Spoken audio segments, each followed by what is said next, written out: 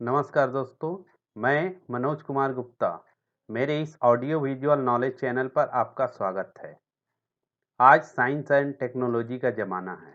Science and technology की ही उपज है विश्व व्यापारीकरण, जिसे अंग्रेजी में ग्लोबलाइजेशन कहा जाता है।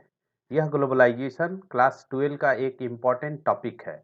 मैं आज इसी वैश्वीकरण की परिभाषा, अर्थ और प्रकृति के बारे में बताने जा रहा हूँ। आशा करता हूँ यह वीडियो आप लोगों को अच्छा लगेगा। तो आइए शुरू करते हैं ग्लोबलाइजेशन।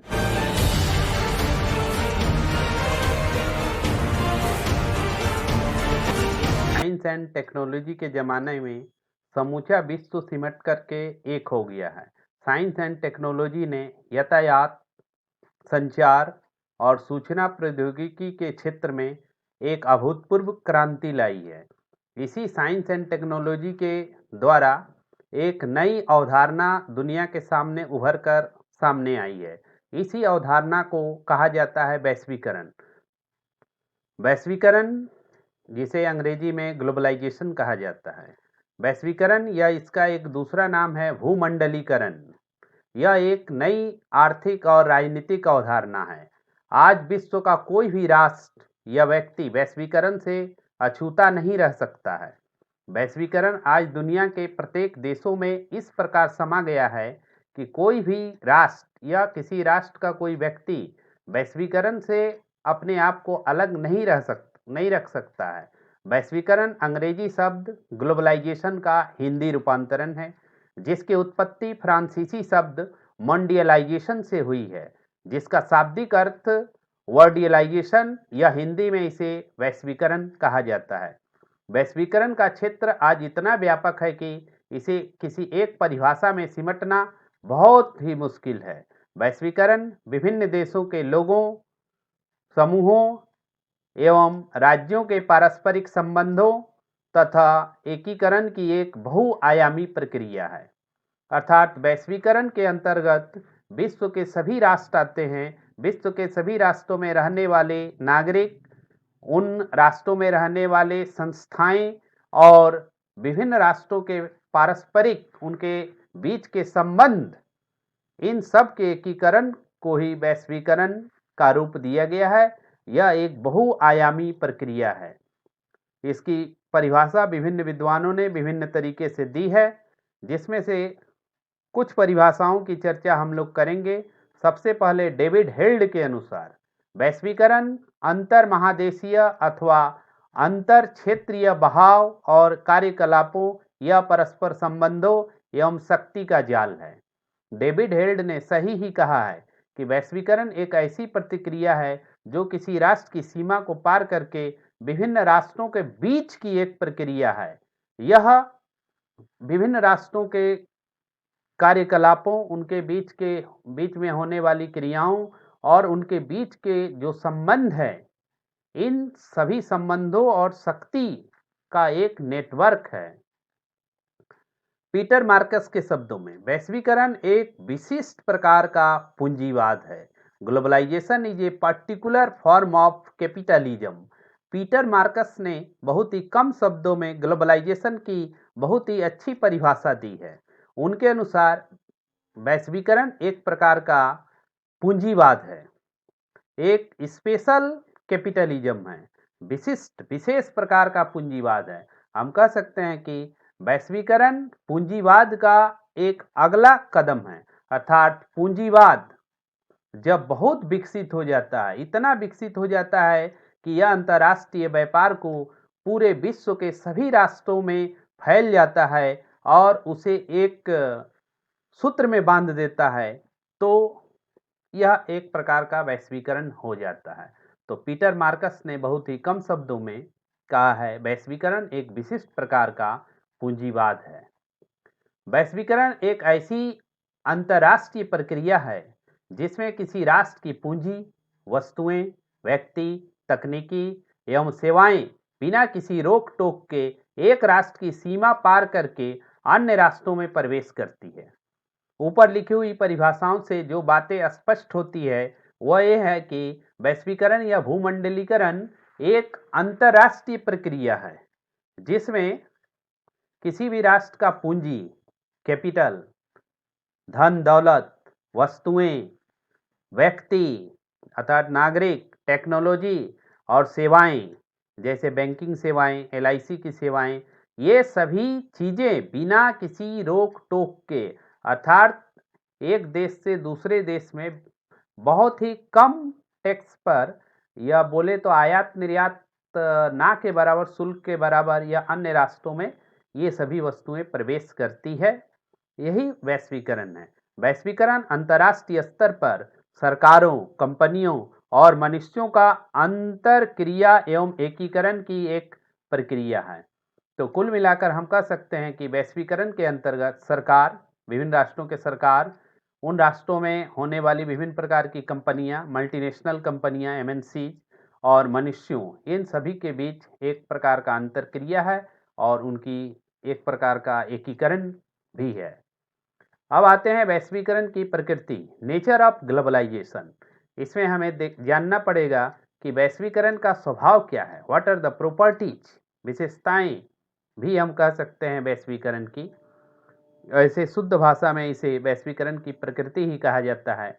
तो वैश्वीकरण की प्रकृति को हम लोग निम्नलिखित 5 बिंदुओं के अंतर्गत देख सकते हैं। पहला, आर्थिक पहलू, इकोनॉमिक एस्पेक्ट। वैश्वीकरण का उदय और विकास का आधार आर्थिक पहलू है। सच कहा गया है, वैश्वीकरण मूलतः एक आर्थिक प्रक्रिया है। आर्थिक क्रियाओं के दौरान ही वैश्वीकरण का जन्म हुआ है, अर्थात अंतर्राष्ट्रीय व्यापार जैसे जैसे बढ़ा है, यह पूरे विश्व को अपने चपेट में ले लिया है और यही बन जाता है वैश्वीकरण। वैश्वीकरण के अंतर्गत अंतर्राष्ट्रीय व्यापार का विस्तार होता है, विभिन्न राष्ट्रों में व्यक्तियों का आगमन होता है। जब वैश्वीकरण को कोई भी राष्ट्र अपनाता है तो उन राष्ट्रों के व्यक्ति बड़े आसानी से एक देश से दूसरे देश में आगमन आते जाते रहते हैं। एक देश से दूसरे देश में पूंजी का विनियोग होते रहता है। एक राष्ट्र जिसके पास अधिक मात्रा में पूंजी है, कैपिटल है, वह अन्य राष्ट्रों में इसे इन्वेस्टमेंट करता है, इसे विनियोग कहा जाता है। व्यापार, विनियोग और उत्पादन पर बहुराष्ट्रीय कंपनियों एवं निगमों की पूर्ण स्वतंत्रता आदि आते हैं।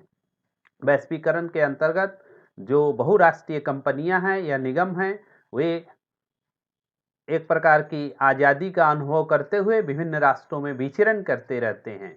वस्तुओं का बिना किसी सीमा शुल्क का या नाम मात्र का सीमा शुल्क का विभिन्न राष्ट्रों के बीच आदान प्रदान वैश्वीकरण की मेरुदंड है। वैश्वीकरण के अंतर्गत हम लोग देखते हैं कि आयात निर्यात कर या तो होता ही नहीं है या बहुत कम होता है, ताकि विभिन्न राष्ट्रों के बीच आदान प्रदान वस्तुओं का आराम से हो। तकनीकी सेवाएं और सूचनाओं का प्रसार, आदान प्रदान वैश्वीकरण की महत्वपूर्ण विशेषताएं। वैश्वीकरण के अंतर्गत टेक्नोलॉजी भी एक देश से दूसरे देश में जाता है, सेवाएं, सूचनाएं का आदान प्रदान होता है। वैश्वीकरण विभिन्न राष्ट्रों की अर्थव्यवस्थाओं को एक दूसरे पर निर्भरशील बना देता है। आर्थिक दृष्टि से हम लोग देखें तो वैश्वीकरण के अंतर्गत सभी राष्ट्र इस प्रकार जुड़ जाते हैं कि सभी राष्ट्रों की अर्थव्यवस्थाएं एक दूसरे के ऊपर डिपेंड हो जाती है। एक के बिना दूसरा का विकास संभव नहीं हो पाता है। वैश्वीकरण विश्व के सभी देशों के बाजारों को एक ऐसे प्रतिस्पर्धा की दौड़ में डाल देता है जहां सब देश एक दूसरे से आगे निकलकर विश्व बाजार में अपना एकाधिकार जमाना चाहते हैं। यहाँ एक बहुत अच्छी बात कही गई है कि वैश्वीकरण एक ऐसी प्रक्रिया हो गई है कि यह विश्व के राष्ट्रों को एक कंपटीशन के दौड़ में ढकेल देता है और यहाँ पर सभी राष्ट्र चाहते हैं कि हम एक दूसरे से आगे निकल करके वर्ल्ड मार्केट में अपना मोनोपोली स्थापित करें, उसी का वस्तु बिक्री हो, ऐसा चाहते हैं। तो ये है पहला पॉइंट। दूसरा, प्रकृति वैश्वीकरण का राजनीतिक पहलू, पॉलिटिकल एस्पेक्ट। वैश्वीकरण के प्रचार और प्रसार में इसके राजनीतिक पहलू का अभूतपूर्व योगदान है। वैश्वीकरण एक आर्थिक प्रक्रिया है, लेकिन इसे राजनीतिक संरक्षण और सहयोग प्राप्त होता है, जिसके कारण वैश्वीकरण फलता है, फूलता है। वैश्वीकरण की आर्थिक गतिविधियां राष्ट्रों की कानून व्यवस्था के अंतर्गत ही होती है। वैश्वीकरण का विस्तार तभी संभव हो सकता है जब राष्ट्रों की कानून व्यवस्था लचीला हो, तभी वह अंतर्राष्ट्रीय व्यापार को बढ़ावा देगा। प्रारंभ में तो वैश्वीकरण राष्ट्रों की कानून व्यवस्था के अंतर्गत ही पनपी थी, लेकिन बाद में यह राष्ट्र राज्य का विरोधी हो गया। हाँ, यहाँ एक बात कहना जरूरी है कि वैश्वीकरण को तो सबसे पहले किसी भी राष्ट्र की सरकार और वहाँ के द्वारा बनाए गए कानून व्यवस्था ने ही इसे आगमन का रास्ता दिखाया किसी भी देश में प्रवेश करने के लिए। लेकिन बाद में धीरे धीरे देखा जाता है कि वैश्वीकरण के कारण ये अंतर्राष्ट्रीय कंपनियां जो है एमएनसी, यह देश और देश की सरकारों का विरोध भी करने लगती है, उसके कानूनों की अवहेलना भी करने लगती है। अंतर्राष्ट्रीय कंपनियां इस प्रकार किसी राष्ट्र की सरकार को प्रभावित करती है कि उस राष्ट्र की आयात निर्यात संबंधी कानून व्यवस्था लचीली हो जाए एवं वैश्वीकरण के प्रचार और प्रसार का मार्ग प्रशस्त हो सके। वैश्वीकरण के अंतर्गत राष्ट्रों की कानून व्यवस्था को बहुत ही लचीला बना दिया जाता है ताकि वस्तुओं का आयात निर्यात बहुत ही आसानी से हो सके। वैश्वीकरण राष्ट्र राज्य के राजनीतिक स्वतंत्रता का विरोधी है। लेकिन एक बात है, वैश्वीकरण के कारण यह विभिन्न राष्ट्रों की जो स्वतंत्रता है, आज़ादी है, उसके ऊपर एक प्रकार का बंधन का कार्य करता है यह, क्योंकि वैश्वीकरण के अंतर्गत अंतर्राष्ट्रीय कंपनियां अपने अनुरूप राष्ट्रों से कानून निर्माण करने के लिए कहती है। वैश्वीकरण पूरे विश्व को एक वैश्विक दुनिया, ग्लोबल वर्ल्ड में बदल देना चाहता है। वैश्वीकरण चाहता है कि विभिन्न देश सभी एक एकता के सूत्र में बन जाए, पूरा वर्ल्ड एक हो जाए। वैश्वीकरण का उद्देश्य समूचे विश्व को एक इकाई में परिवर्तित करना है। दूसरी तरफ अंतर्राष्ट्रीय कंपनियों के बहकावे में आकर सरकारें इन्हें इतनी छूट देती जाती है और ये कंपनियां शक्तिशाली होती जाती है। वैश्वीकरण में एक बात देखी गई है कि कंपनियों को सरकार बहुत अधिक छूट देती जाती है और धीरे धीरे देखा जाता है कि ये कंपनियां बहुत शक्तिशाली होती जाती है। यहाँ तक कि कुछ कंपनियां ऐसी हैं जिनका एनुअल जीडीपी किसी भी राष्ट्र के जीडीपी से भी ज़्यादा होता है। आगे चलकर ये बहुराष्ट्रीय कंपनियां राष्ट्रों की संप्रभुता और स्वतंत्रता पर प्रहार करती है एवं राष्ट्रों को अपना गुलाम भी बना सकती है। यह एक हानि भी हो सकता है वैश्वीकरण के कारण। वैश्वीकरण के कारण किसी भी राष्ट्र की संप्रभुता, उसकी स्वतंत्रता हो सकता है खतरे में पड़ जाए। सांस्कृतिक पहलू, तीसरा पहलू है वैश्वीकरण का सांस्कृतिक पहलू। वैश्वीकरण की एक महत्वपूर्ण अवधारणा है। वैश्वीकरण का उद्देश्य पूरे विश्व में एक प्रकार की संस्कृति का विकास करना है। वैश्वीकरण के कारण एक राष्ट्र की संस्कृति अन्य राष्ट्रों में प्रवेश करती है और जिस राष्ट्र की संस्कृति सबसे अधिक विकसित है, वह विकसित संस्कृति पूरे विश्व में अपना साम्राज्य फैलाने लगती है। कहने का तात्पर्य है कि पूरे विश्व में एक ही प्रकार की संस्कृति का समर्थन करता है वैश्वीकरण। वैश्वीकरण में दूरसंचार, मीडिया और इंटरनेट के माध्यम से एक देश की संस्कृति अन्य देशों में पहुंचती है।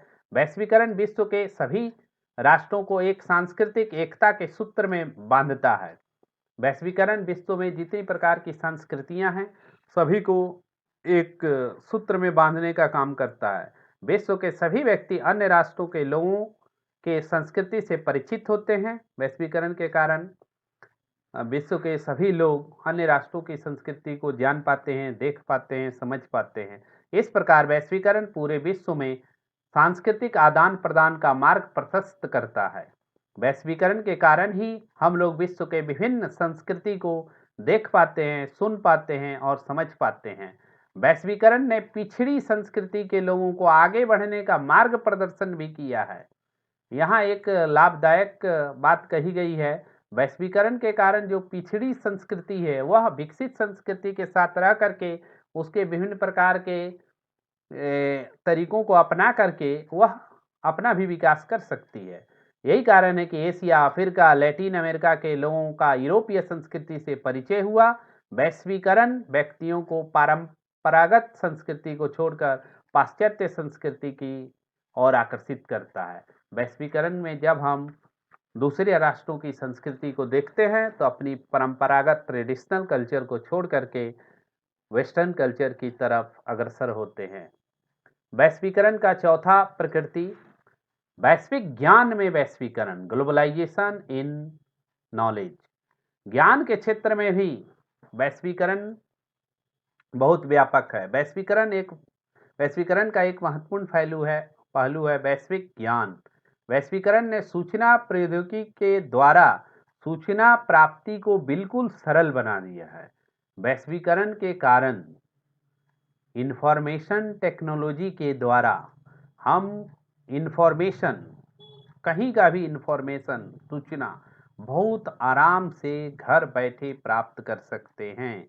आज घर पर बैठे दुनिया के किसी भी कोने की सूचना इंटरनेट के माध्यम से बड़े आसानी से हम प्राप्त कर सकते हैं। पृथ्वी के किसी भी क्षेत्र में घटने वाली घटना की खबर कुछ मिनटों में हमें प्राप्त हो जाती है। गूगल ने पूरे विश्व के ज्ञान को इस प्रकार नेटवर्क के जाल में जोड़ दिया है कि माउस के सिर्फ एक क्लिक से हम अपनी आवश्यकता की किसी भी जानकारी को एक क्षण में जान लेते हैं। गूगल, हम सभी जानते हैं, किसी भी प्रकार की इंफॉर्मेशन, सूचना यदि हमें चाहिए तो गूगल में सिर्फ एक माउस के क्लिक के द्वारा हमें घर बैठे बड़े आसानी से मिल जाती है। वैश्वीकरण के कारण ही हम पलक झपकते ही धरती के किसी भी भाग की तस्वीर देख लेते हैं, आवाज सुन लेते हैं बड़े आसानी से। यह है ज्ञान के क्षेत्र में वैश्वीकरण का योगदान। अब पांचवा वैश्वीकरण का पहलू, पर्यावरण पहलू, एनवायरमेंटल एस्पेक्ट। वैश्वीकरण पर्यावरण से भी अछूता नहीं है। वैश्वीकरण का घनिष्ठ संबंध है पर्यावरण से। पर्यावरण की समस्याएं आज वैश्विक हो गई है। धरती का तापमान का बढ़ना, ओजोन परत का क्षय होना, वायु प्रदूषण होना, वनों की अंधाधुंध कटाई एवं जंगली जानवरों की तस्करी पर्यावरण की वैश्विक समस्याएं हैं। ये सभी समस्याएं जिसकी चर्चा की गई है, टेम्परेचर में इंक्रीजमेंट, ओजोन परत का नष्ट होना, एयर पोल्यूशन और वनों की अंधाधुंध कटाई, जंगली जानवरों की खरीद बिक्री, ये सभी ग्लोबल प्रॉब्लम हैं। इन समस्याओं को दूर करना किसी एक देश के बस में नहीं है। वैश्वीकरण इन समस्याओं पर गंभीर विचार करता है और इसका समाधान करने की कोशिश करता है। पर्यावरण का पतन पृथ्वी का पतन है। बहुत अच्छी बात कही गई है। पर्यावरण का पतन पृथ्वी का पतन है। यदि हमारा वातावरण ही समाप्त हो जाए तो हम जीवित नहीं रह सकते हैं, क्योंकि हमारी सारी आवश्यकताएं, सभी आवश्यकताएं वातावरण से ही पूर्ण होती है। इसलिए वातावरण को बचा के रखना बहुत जरूरी है। इस तरह पर्यावरण की समस्याएं स्वतः हमें वैश्विक बना देती है। अतः वैश्वीकरण के विद्वान पर्यावरण की समस्याओं को सभी राष्ट्रों के सहयोग एवं भागीदारी से समाधान की सलाह देते हैं। आज जो समस्याएं हैं पर्यावरण की, वह वैश्विक समस्याएं हैं और इन समस्याओं का समाधान किसी एक देश की बस की बात नहीं है। हम सभी को एक साथ मिल करके वैश्वीकरण की समस्या, वातावरण की समस्याओं से लड़ना पड़ेगा, तभी हम इससे मुक्ति पा सकते हैं। तो इस प्रकार हमने वैश्वीकरण के 5 प्रकृतियों को देखा, जिससे वैश्वीकरण की प्रकृति, उसका स्वभाव, उसकी विशेषताएं स्पष्ट होती जाती है। निष्कर्ष, कंक्लूजन। उपयुक्त विश्लेषण से यह स्पष्ट है कि वैश्वीकरण विश्व की सबसे अधिक विकसित अवधारणा है। विश्व में सबसे अधिक विकसित अवधारणा वैश्वीकरण है, क्योंकि वैश्वीकरण पूरे विश्व में फैला हुआ है। इससे हम सभी इस प्रकार युक्त हैं कि हम चाह करके भी वैश्वीकरण से अछूता नहीं रह सकते हैं। वैश्वीकरण मुख्यतः एक आर्थिक प्रक्रिया है, जैसा कि ऊपर ही बताया गया है। अंतर्राष्ट्रीय व्यापार के विस्तार के कारण वैश्वीकरण का उदय हुआ है, परंतु इसका प्रभाव सामाजिक, सांस्कृतिक, राजनीतिक, धार्मिक, शैक्षणिक और बौद्धिक क्षेत्रों में भी है। वैश्वीकरण आर्थिक प्रक्रिया होने के साथ साथ इसका प्रभाव सामाजिक क्षेत्रों में भी है, सांस्कृतिक क्षेत्रों में, राजनीति के क्षेत्र में, धार्मिक क्षेत्रों में, शैक्षणिक क्षेत्रों में और ज्ञान के क्षेत्र में भी वैश्वीकरण का प्रभाव हमें दिखाई देता है। आज वैश्वीकरण हमारे जीवन में इस तरह समा गया है कि हम चाह करके भी इससे अछूता नहीं रह सकते हैं। राष्ट्रीय स्तर पर तो वैश्वीकरण राष्ट्रों की समग्र विकास की आधारशिला बन गई है। सच कहा गया है, वैश्वीकरण को त्याग करके कोई भी राष्ट्र अपना विकास नहीं कर सकता है। आज प्रत्येक राष्ट्र के विकास का, उसके उन्नति का, उसकी संपन्नता का आधार है वैश्वीकरण। वैश्वीकरण के इस वीडियो का पीडीएफ आप वीडियो के डिस्क्रिप्शन बॉक्स में दिए गए लिंक से डाउनलोड कर सकते हैं।